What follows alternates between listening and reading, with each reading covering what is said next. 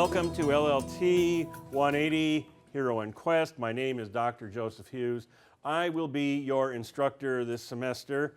And if ever you should find yourself feeling in this class like you've gone to hell, that's the point. There are other ways I can define this class, but probably the best and simplest way is defining this award-winning class is by saying, I will take you each to your own personal hell. You will confront your demons and profit immensely from having done so. Allow me to type in my almighty website. Welcome to my almighty website, cicero.missouristate.edu. This is where you will find the syllabus. This is where you will find the readings. This is where you will find my contact information. There's no www in front of it.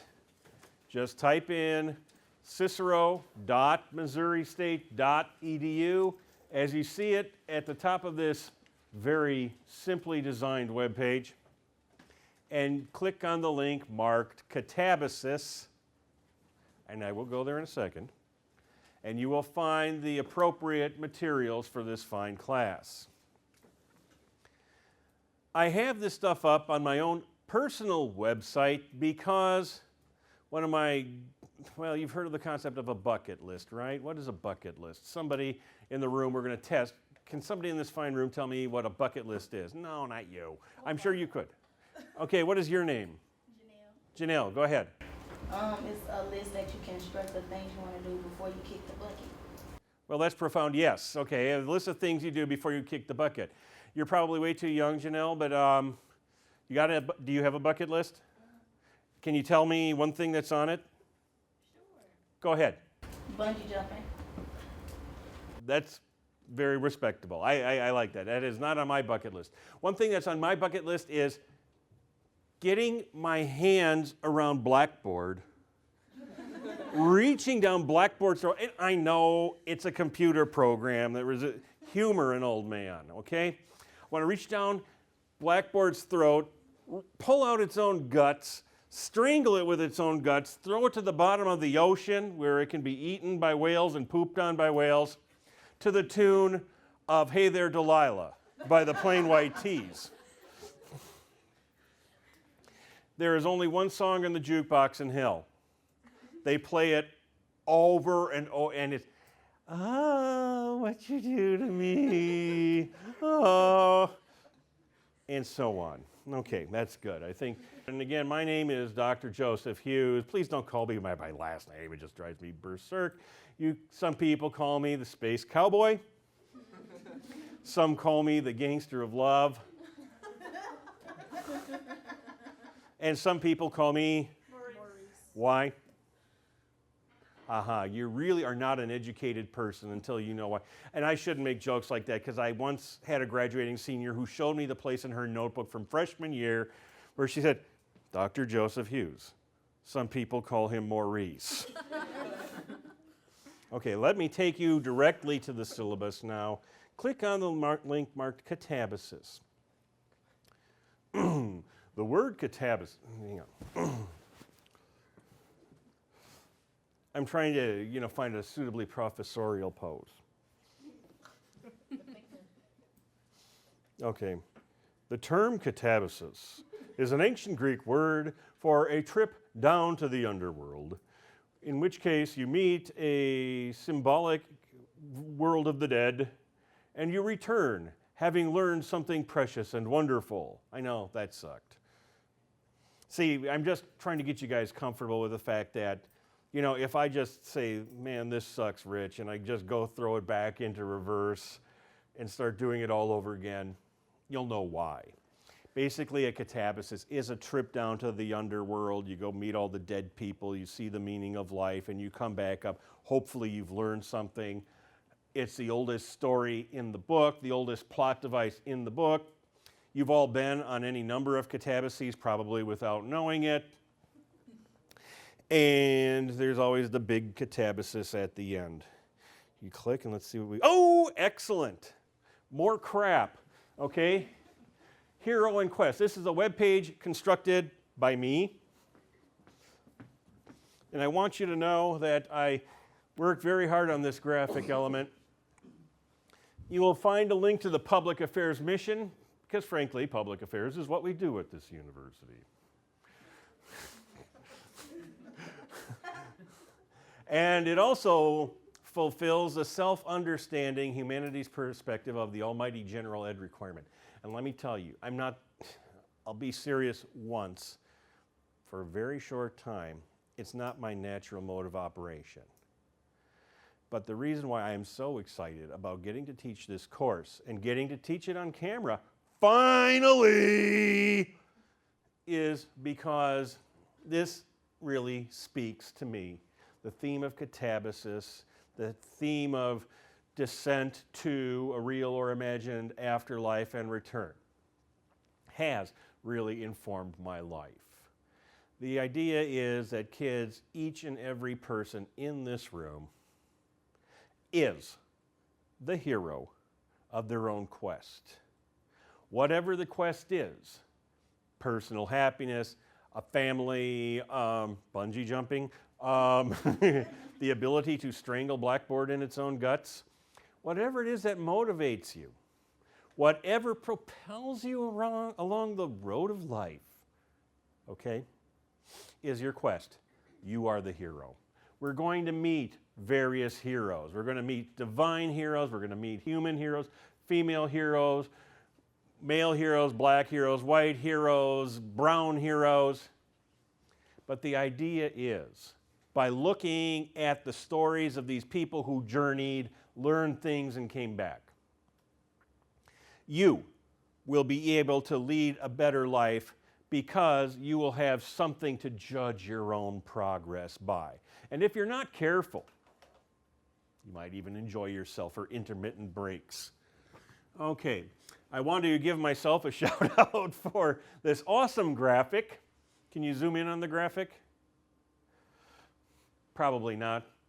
It took me a long time to make this because the billboard is something from probably the most profound and wonderful book reading experience I ever had in my life. A novel by Kurt Vonnegut Jr., not that novel, not that evil, nasty Slaughterhouse-Five, called Breakfast of Champions, which I had the joy of reading over some moron's shoulder in a high school study hall in the year of our Lord, 1976. How many of you in this room were alive in 1976? Thank you, Rich. I was too. And the funny thing is, I was such a twit. I was skinny. I was a jerk. I would have probably been jumping up and yelling in the class already. I mean, I was awful, you know. And if you would have told me that I was going to grow up to be a college professor, I would have said, 1, what are you smoking? 2, can I have some too? Okay, that's where I was coming from. And the book became a movie. The movie was so bad that Vonnegut himself hated it, but I loved it. I just love everything about that novel. And the passengers in the boat, this is a knockoff. This is a cut and paste out of Gustave Doré's engravings of Dante's Inferno. Another influential book in my life. My parents had a copy with all these engravings. And here I am, just a little kid, looking at these people hanging upside down in a lake of fire, saying, "Mom, why is he doing that?" And my mom saying, "Because he was bad in church." I don't judge, okay? I was a pretty awful kid. But you see Socrates standing there at the tiller. I photoshopped Socrates' head on there. There is the nose from Gogol's short story of the same name. There's Dorothy from The Wizard of Oz. We'll be reading that. Virgil and Dante. You can't have a good catabasis without Virgil and Dante.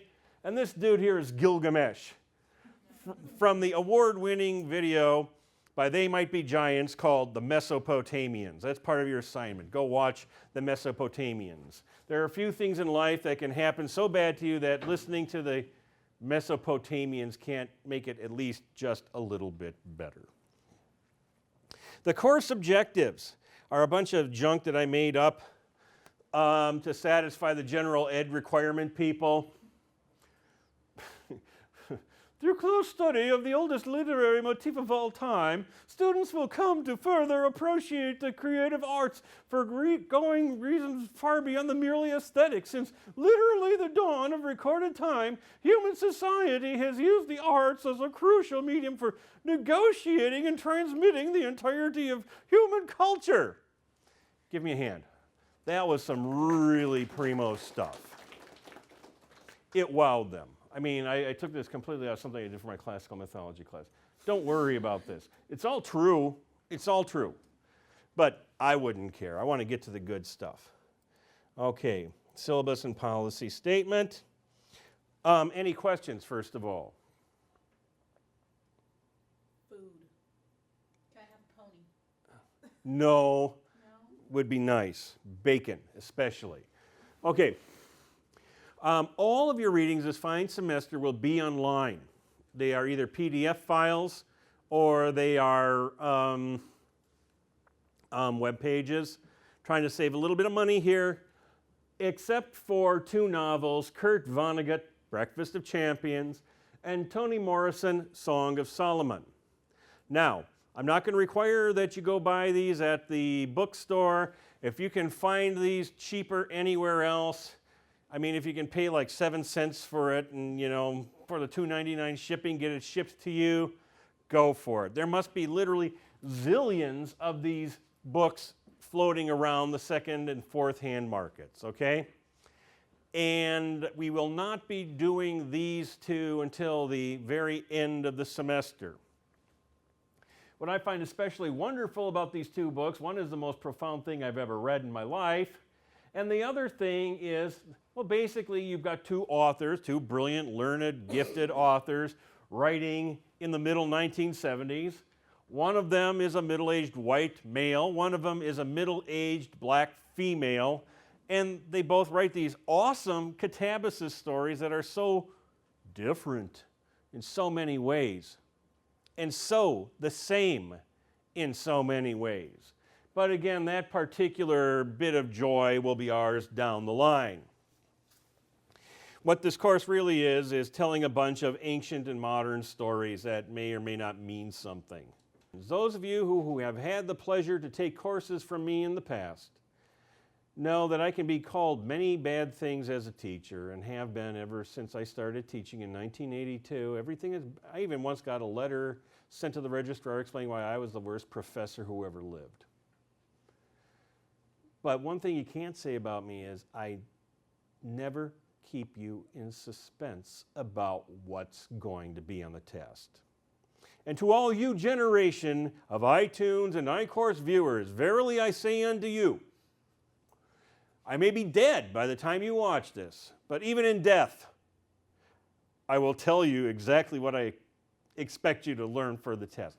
I had professors who said, guess whatever's going on in my brain when I'm making up the exam.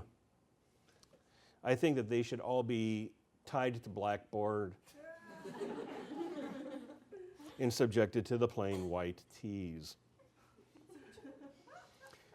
Basically, I tell you what I want you to know.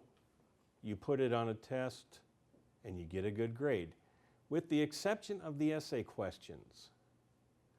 On the essay questions, I try very hard to, 1, give them away, 2, leave them open-ended so that I can get not a barfing back of what the Deluxiors truly thinks, but your own viewpoint, okay? Do you think the story of Odysseus in the Cyclops cave is a catabasis? Me, I'd say hell yeah, okay? But if you want to argue that it's not on an essay, I can pretty much say you won't convince me. But if you stick to your guns, you argue your point politely and well, you will do very well. You will probably even do a little bit better for daring to threaten me. Okay, I pause for, oh, that's nice. There are some people who get the threaten me reference. Okay, questions up to this point? Questions up to this point? Rich? Can you turn the lights back on? Okay, yes.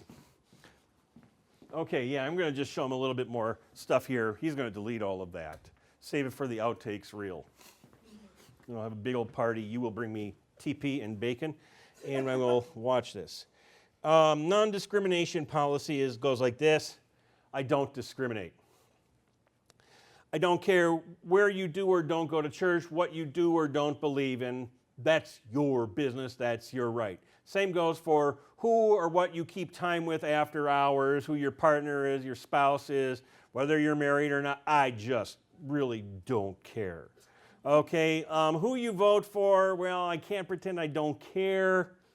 But even if, like one kid did to me last semester, came up to me, that was Dylan from our group, and said, you know, I'm going to cancel out every vote you ever make from now on.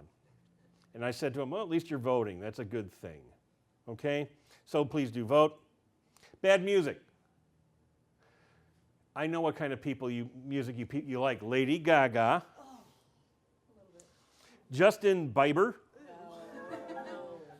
Okay, the Plain White Tees, I know. Madonna. Stop insulting us. I'm insulting you on purpose. I'm trying to prepare you for life. By the time that you are a 50-year-old relic like me, young people, maybe even your own offspring, will say, yeah, you had Britney Spears back then. And you'll say, well, I brought you into this life. I can take you out. Nope, nope, nope. And they're going to remember all the really bad, embarrassing junk. Trust me, they will. Seriously, I want you to feel free to express your heartfelt opinions in a respectful manner. I mean, I don't mind if people disagree. I don't mind if they disagree strongly. I'm not trying to herd you all into the middle of the room where we play little ukuleles and sing Kumbaya, my Lord. That's not going to happen, and I'm glad it's not going to happen. But if you are going to disagree, if you are going to express a strong opinion, you can, and I'm going to insist that you must express it politely, okay? If you want to say, if you have problems with the concept of organized religion, and you may think in your heart of hearts that they are all evil and everybody who believes in one is a moron, which is basically the premise of the Flying Spaghetti Monster group, which is why I stopped being a member of that, because it was just plain mean. They were just plain mean. They were funny for a while, and then they were just mean, so I got out of there. I mean, you can talk about your own lack of belief in any sort of organized religion while still being respectful of the fact that there are people who are very devout believers. And likewise, for the people who are devout believers, you don't turn at the person who's just about, you know, biting holes in their cheeks to say, well, I don't think religion is good, and say, shut up, lava treader, okay? Because that's not cool either. Okay, so much for disability accommodation. And as for academic dishonesty, don't cheat.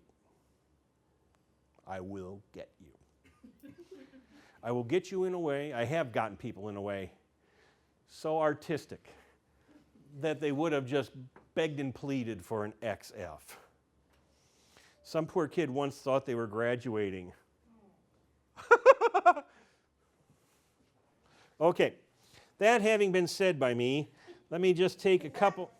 That was one of my delayed action jokes. It just kind of sets in, and it's the funniest thing on earth. You will also find here readings and study guides. I already have the one for our first reading, Gilgamesh Up and Flying. Look at that. Is this awesome or what? I did this myself. This is a link to a PDF containing the entire Gilgamesh thing, so you don't have to buy him.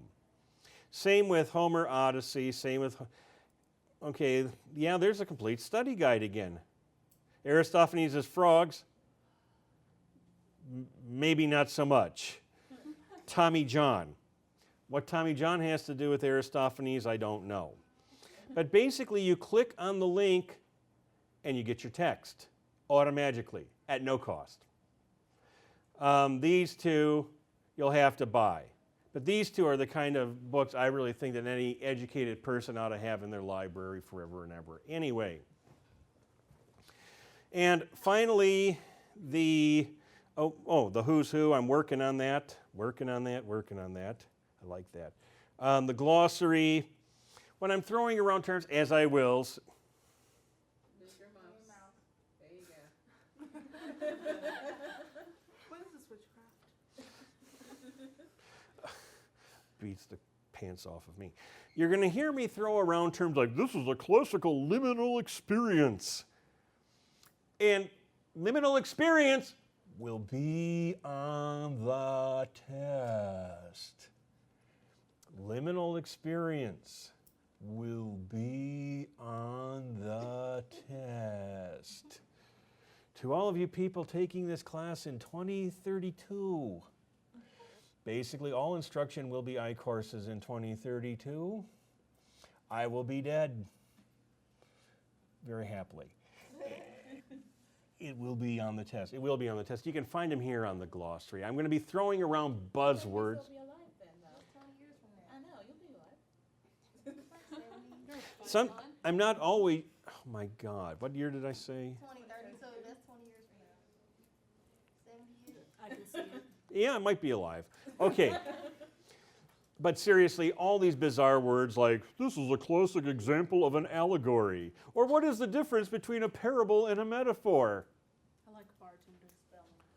Bartender. The bartender is the coolest person, I am convinced. I was showing this to my dear friend, Dr. Nugent. A professor was a very quiet, retiring person. You know, you get her out of her shell, she'll talk to you some. She said she just loves the bartender, and I agree. How many of you have ever watched a movie called, what was it? Star Wars?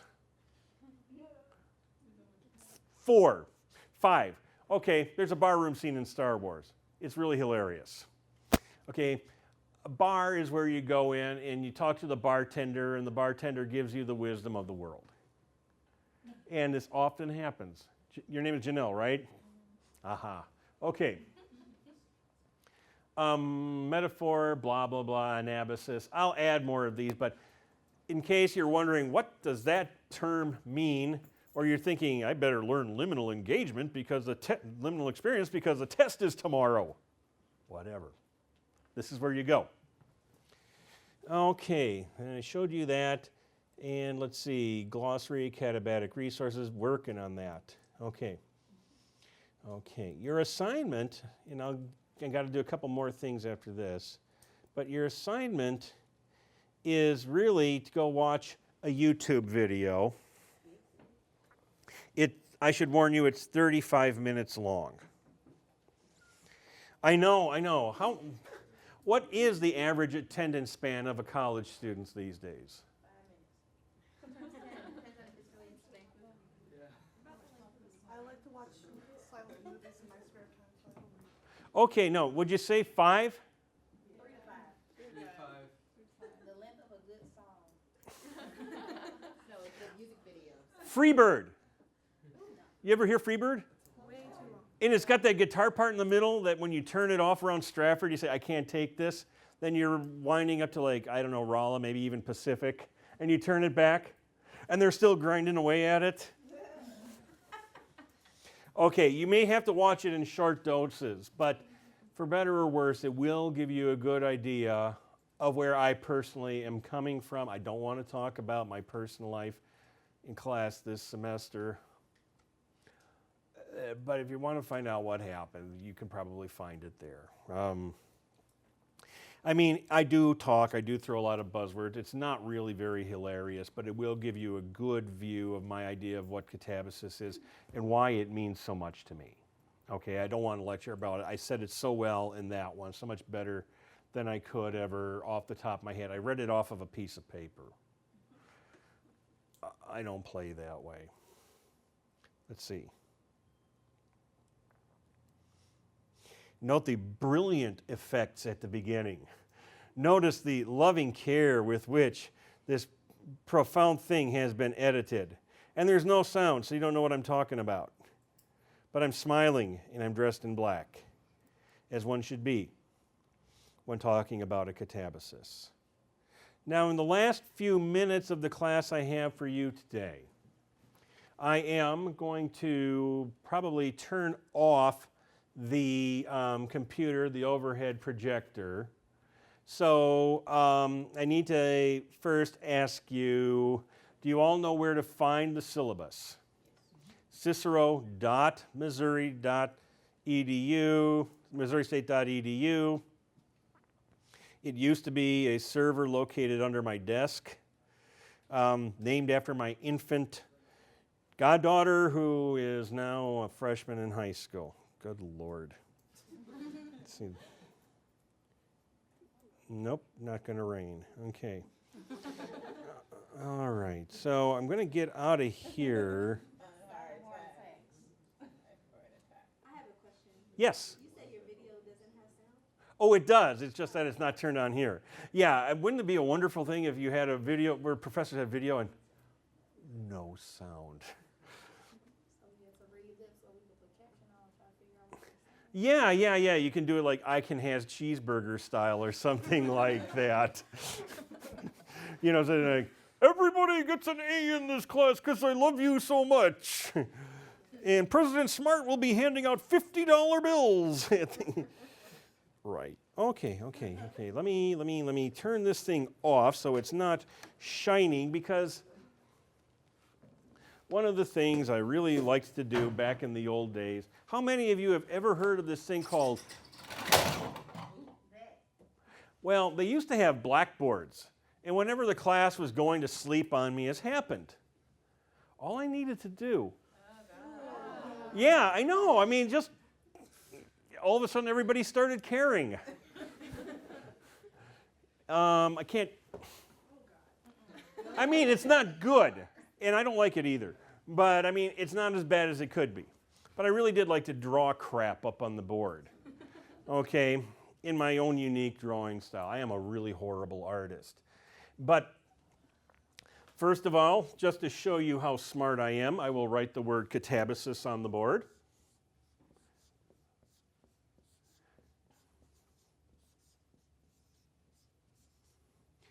Okay.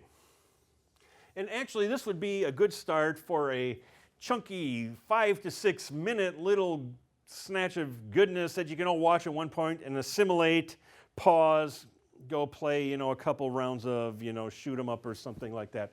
The word catabasis means in ancient Greek a trip downward. That's all it means, a trip downward.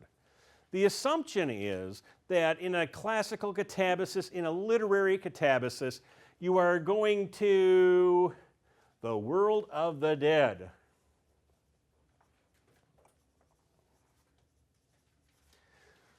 Wherever it is that people go when they die, we call it an underworld because traditionally in the Judeo-Christian tradition, hell is located under the earth, heaven is located above us. The difference being that if it's a real literary catabasis, you go down to the world of the dead, come back up, and then to the realm of the living, a wiser, happier person. Maybe you have talked to wisdom figures down here who tell you what the purpose of life is. Maybe you run into your parents or grandparents down here. Maybe you're shown the great sinners of the world. Maybe you're shown, see that guy there listening to the Plain White Tees and the Fray forever and ever. Don't be like him, okay? Well, guess I'm not going to be like him anymore. You think of Styx, which is one of the rivers of the ancient Greek underworld. At any point, this is the paradigm. This is your basic catabasis. Person goes on a trip, goes to the world of the dead, learns things that you can't learn anywhere else, struggles back, comes back, a wiser, better human being, sometimes shares their learning with others. That's it. Okay, that, in my humble estimation, is the oldest plot in the whole world. But before I get into that, I'd like to ask, are there any questions about the basic fundamental concept of a catabasis in literature or in art or anything like that? And I would be happy to answer any questions. Or even if you want to humor me by making up a question that you already know the answer to and asking me. I'm so desperate, I'll even take that. Damn. Yes? Is Styx the only river in the underworld? There are 5 rivers in the ancient Greek underworld. Styx is the river of hatred and funky music from the 70s and 80s. And I used to warm up the other class by singing I'm Sailing Away. See, that's all joke material that Rich can cut out. Okay, and here comes another 3 to 5 minute student-sized nugget of knowledge.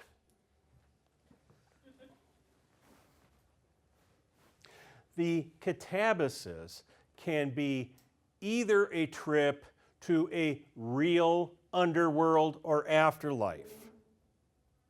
Okay, Odysseus in the Odyssey literally does go to the place where ancient Greeks believed you went when you died. He does meet some famous dead people there. He does meet, I can give this away, he meets his own mom.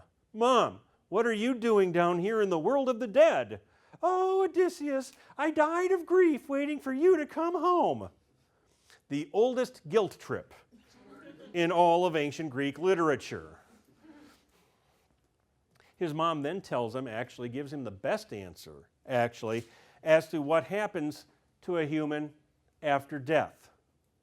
None of the wisdom figures, he runs into mom, and mom has the right answer. Okay, Odysseus, to use him for an example, returns from his trip to the dead. He has seen what happens to you after you die, and in the ancient Greek world, folks, it ain't too pretty. It ain't terrible. It isn't terrible. It's just not pretty.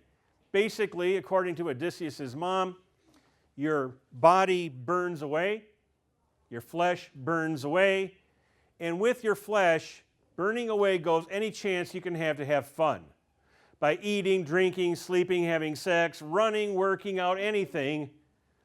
Once your body is gone, you might as well be just this soul floofering about in the underworld.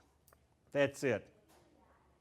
I know the Judeo-Christian tradition tells us that the body is just a place where your immortal soul lives for a while on this planet. They had it the opposite way around back in ancient Greece.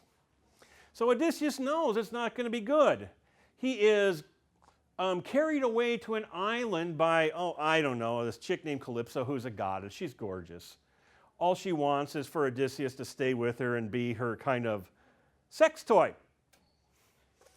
You know, just basically keep the goddess Calypso a happy, smiling girl and you can live forever. Okay? Except for he doesn't want to. He wants to get back to his wife Penelope. He has no idea whether he can make it back to Penelope. He has no idea whether she's still alive. He has no idea whether, if she's alive, whether she'll take him back after, 20 years? But he doesn't want to be immortal and just play around, fool around with his cute goddess forever. They never leave their wives. Pardon? They never leave their wives. Oh, I know. And he comes back to her, and she just jerks his chain like you wouldn't believe. Or maybe if you are a guy, you would believe. At any rate, that's the story of Odysseus Catabasis. He has learned what happens to you after you die. He is given a chance to be immortal, and he turns it down. Gilgamesh, the first hero we read about in this fine award-winning class, loses his best friend in the world.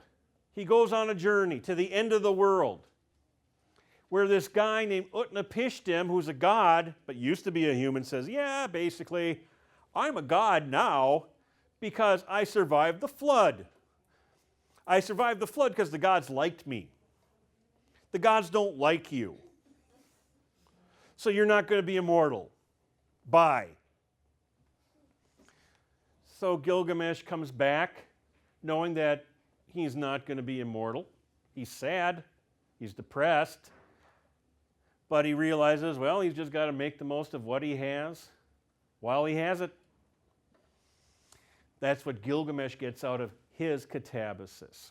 But I pause for questions here. These are the first two catabasis stories we'll get, and I've actually kind of given them away. This is what's going to happen. Do you have any questions for me before I launch into yet another 3 to 5 minute segment of really concentrated good stuff that you can take notes on? Okay. A catabasis can also take place in a quote-unquote symbolic underworld. This is where your catabases and my catabases all take place. Anytime you go into a hospital, catabasis. I don't care whether you go to the basement or the top floor, it's a catabasis. You come out of the hospital, you're a different person. I went into the hospital a month ago, my left ulnar nerve was running right where it's supposed to. Walk out, now it's running over here. That's the bad part. The good part is I can use my 2 fingers again. It was a good catabasis. But let me tell you, it was pretty freaky when the anesthesiologist is saying, we're going to put you under. And you're thinking, what if I don't wake up? And then you wake up. I think anytime that happens, symbolic catabasis. Symbolic catabasis means it's not a real underworld full of dead people. You may or may not get a wisdom experience. But as long as you cross the threshold and go on in, and you come out in one piece, and maybe you didn't learn anything, but you should have, that's a catabasis. This is a story I just love so much, and I am so pleased to be able to share it with you today. Oh, crap. Here's a story I really like. It's from the Odyssey. The characters are Odysseus, he's also known as Ulysses, Polyphemus, the award-winning Cyclops, who is the son of Poseidon, and Odysseus's men, who are all really stupid. Okay? I know it's a man's world. It was even more of a man's world back in the ancient Greek world, but I swear, the only 2 males with any brains at all in the entire Odyssey are Zeus, the supreme god of the ancient Greeks, and Odysseus himself. Other than those 2, anybody else who has any brains at all in their head, or I should say her head, is female. Anyway, Odysseus has like 1 boatload of men. They're all hungry. They're sailing the seas of cheese and all of that. Okay, and then Odysseus is holding his hand there looking. That's bad. And they see off in the distance an island with a cave. Okay, look at this cross-hatching. Learned it at famous artist school. Okay, whoa, an island with a cave. And they get closer to the cave, and they can actually kind of like start to make out like cheese hanging from the rafters, you know, joints of meat and stuff like that. Dang, it's like the ancient Greek equivalent of a convenience store. You know, kind of like that shoot and scoot at the edge of the universe. So they go in, come up to the island, they beach their boat on the island, and they think, well, geez, the cave is open, nobody's in there, and there's all this milk and cheese and meat and all these good things we should eat, and we're a bunch of starved, hungry, confused guys. Why don't we just like barge in and take whatever we want? Let me pause for a question here. What is this sort of thing called today? Stupidity. What is it called in the legal code? Breaking and entering, maybe shoplifting. I think we can all agree it's not good. But Odysseus, who is supposedly, he's a king, he's wise. He says, hey, let's go in there and help ourselves. So all the men go in there and run in there, and they start helping themselves to all the goodies.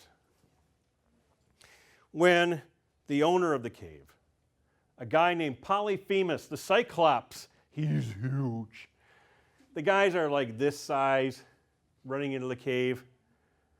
he goes in there and he rolls with his sheep and his goats. He brings his sheep and his goats into the cave for the night, rolls this big, huge boulder across the cave so nobody can get in, nobody can get out unless he, Polyphemus, pushes the boulder. And he has a quick look around to see what's going on in his cave. Okay, this is what a Cyclops is. Okay, he's not very good looking, and he's really not a very friendly person. He looks around, I spy with my great big eye. He sees that some of his animals are missing, his cheese have been taken, vats of milk have been dumped up and down. I don't know, how do you draw a furrowed brow on a Cyclops? Yeah, well, duh. You know, and well, okay. Oh, so he is really so mad. And he looks around and he sees all these little bitty people here. And he puts two and two together. He's not really bright. These are the people who have been stealing my stuff. And he picks up one of them and says, "Ah!" Bam! Smashes him by his feet. His brains just go oozing out all over the floor of the cave. Then he starts eating them. Not bad.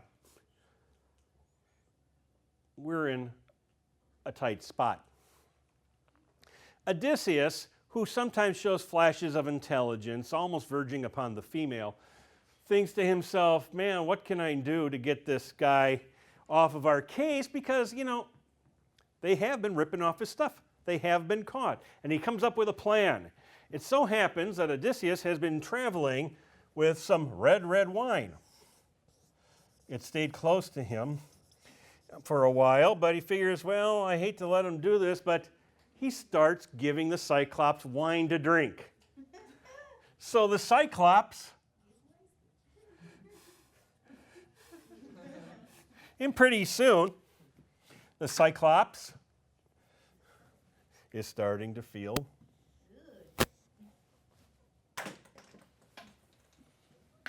I meant to do that. Is starting to feel really good. So good, in fact, that that's in memory of Bob Ross. I mean, that's how happy he is. There's a happy little tree just pops up out of the floor of the cave. And pretty soon, though, as he gets really sleepy, and he's burping up blood and guts from the people he's just eaten very charmingly. When Odysseus comes up, well, one other thing. Before he falls asleep, he says, okay, stranger, tell me what your name is and I'll do you a favor. Erp. Then belches up part of his buddy over him. And Odysseus says, my name, in ancient Greek, is Utis, which means no man. The Cyclops is all drunk and says, I tell you what, Norman, I'll eat you last. Burp. Falls asleep. Odysseus realizes he's really in trouble now, so what he and his men do is they find this log lying around there in the cave. They whittle off the end of it so it becomes sharp like a giant pencil. They hold it in the fire until it gets red hot. And it's so big that it takes 5 of them to do this. I mean, this is how big this dude is. And they take a run and they jam the red hot steak with its glowing end into his eye. All sorts of blood and fire and stuff like that result.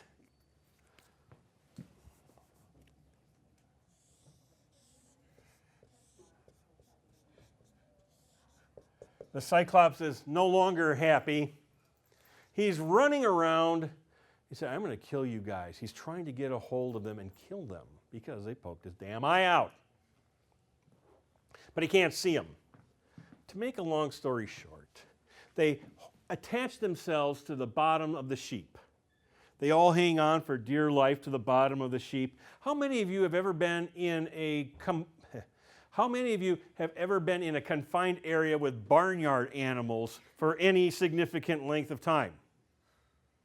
Then you will understand why it was important to let the sheep out. And Odysseus and his men hang on to the bottom of the sheep to get out of there. That's pretty clever. And they all run into their boat, the ones that are still alive, and they're starting to run away. Polyphemus the Cyclops comes rushing out of his cave, yelling, "No man poked my eye out! No man poked my eye out!" So the other Cyclopses on the other islands say, "Well then, what's your problem? Nobody poked your eye out. What are you complaining about?" One of the first recorded jokes in ancient Greek literature. But now, I'm giving it away, this is a symbolic catabasis, all right, but does Odysseus learn anything? Here's what happens. Odysseus is standing here in the foot of his boat, and there's the blind, very angry Cyclops, yelling, "No man has poked my eye out." Does Odysseus say, "Ha ha, sucks to be you, dude"? No. He says, "No, it's not no man that poked your eye out. It is Odysseus, king of Ithaca, Royal Palace 1, Ithaca, Greece, 65897. He gives him his address. He's on some kind of weird power trip. Then Polyphemus says, "Oh, great. Oh, Father Poseidon, you always told me Odysseus would come and poke my eye out. But I was expecting a great, big, huge, manly man and not some little twit who would get me drunk and poke my eye out. Oh, Dad, Poseidon, please drown this jerk. Or if you can't drown him, please make him so miserable that he would wish he were drowning." Poseidon can't kill him because it's not fated. Poseidon makes him plenty miserable on the way there, and we'll get to that. I wanted to offer you this example of a catabatic story because it really does fit the elements of a classical catabasis. But I pause here for any questions. Let's take a show of hands. How many would say Odysseus had it coming? How many of you said the Cyclops was a little rough? How many of you would have done what the Cyclops did?